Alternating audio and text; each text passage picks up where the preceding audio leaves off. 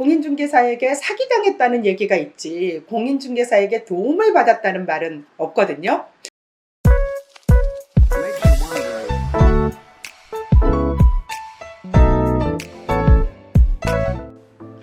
안녕하세요. 신림역 4번 출구 미건부동산 마채연입니다. 여러분, 방 구하기 굉장히 어렵죠. 그리고 공인중개사가 좀 두렵죠. 이 사람이 나한테 잘해주는 걸까?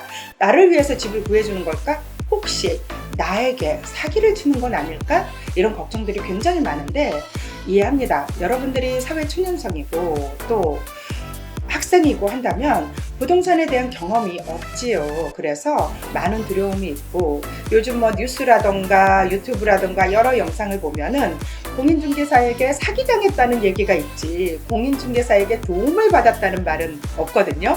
그런데 여러분, 이런 공인중개사를 잘 이용해서 나의 자취방을 구할 수 있는 방법 어떤 것일까요?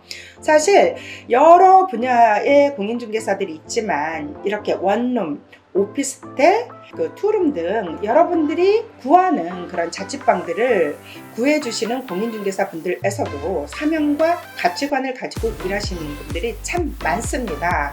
그렇다면 우리는 그런 공인중개사를 어떻게 선택해야 될까요?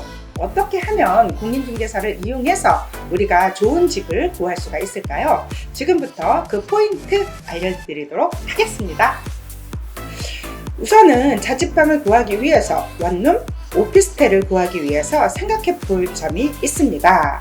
좋은 공인중개사는요, 고객의 생활 패턴을 고려해서 그 가능한 보증금과 월세 안에서 비용 대비 가장 좋은 집을 구해주기 위해서 최선을 다합니다. 물론 가치관과 사명을 갖고 일하는 공인중개사에 한해서 말이죠. 그래서 공인중개사는 여러분들께 또 원룸 오피스텔을 구하는 분들께 굉장히 많은 질문을 합니다. 공인중개사가 고객의 니즈를 파악하기 위해서 어떤 질문을 할까요? 제가 이렇게 한번 A, B, C, D로 해서 구분을 해보았는데요. 첫 번째, 고객이 어떤 이유로 집을 구하는지, 자취방을 구하는지 알아보기 위해서 이러한 질문을 합니다. 학생이에요? 직장인인가요?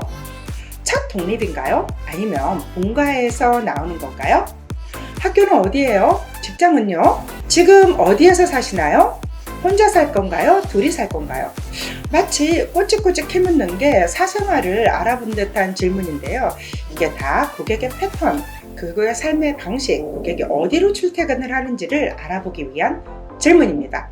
두 번째로 B번으로 고객에게 자본력이 얼마나 되는지 물어보는데요.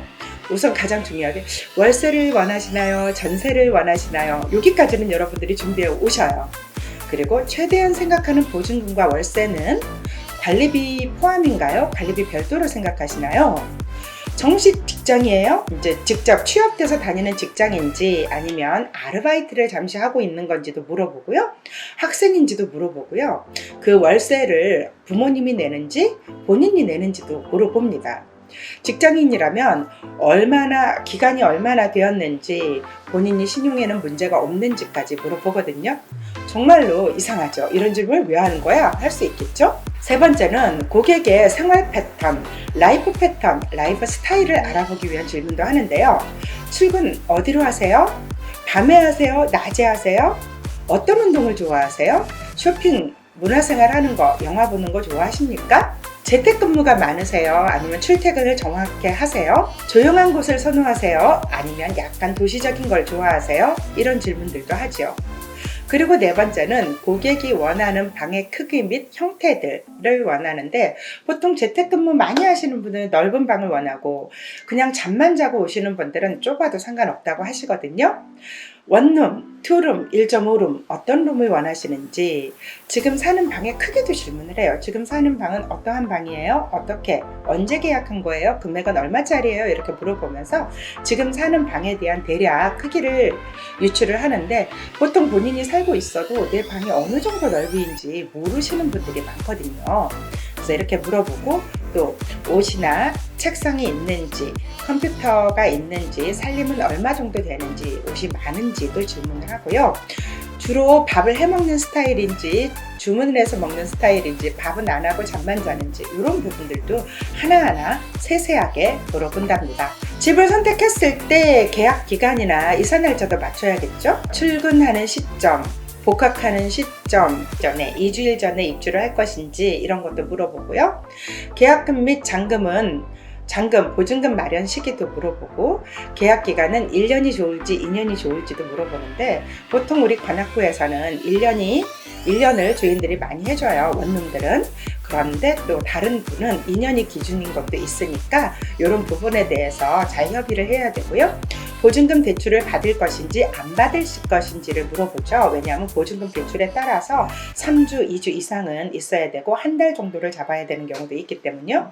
그리고 이사는 직접 하는지 이삿짐 센터를 이용해서 할 것인지도 질문을 합니다. 그만큼 충분한 시간이 필요하니까요. 지금까지 말씀드린 내용은 우리가 기본적으로 고려해야 할 사항들 안에서 나오는 질문들인데요. 직장, 학교와의 접근성 및 근접성이 여기에 들어가고요. 지하철역과 버스 정류장 등 교통의 편리성도 들어가고요. 생활 편의를 위한 시설 있죠. 카페라든가 음식점, 세탁소 등도 고려하게 되어 있고요.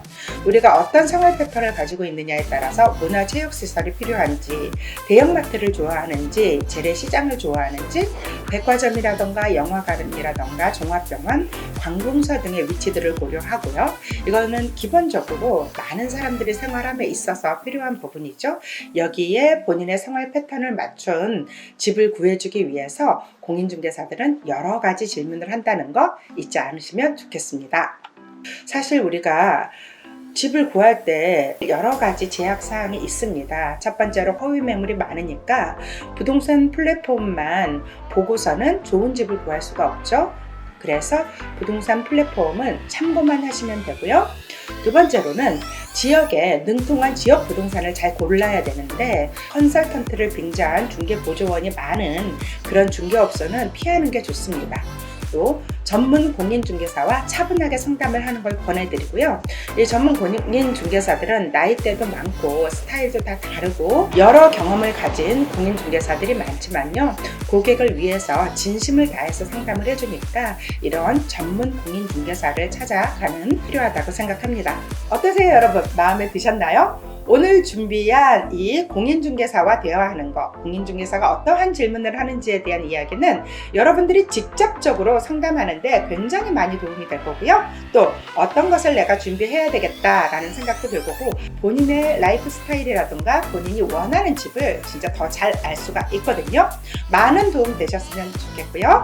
좋은 집 골라서 첫 독립, 예쁘고 즐겁고 행복하게 시작하기 바랍니다. 저는 신림역 4번 출구에서 미건부동산을 경영하고 있습니다. 감사합니다.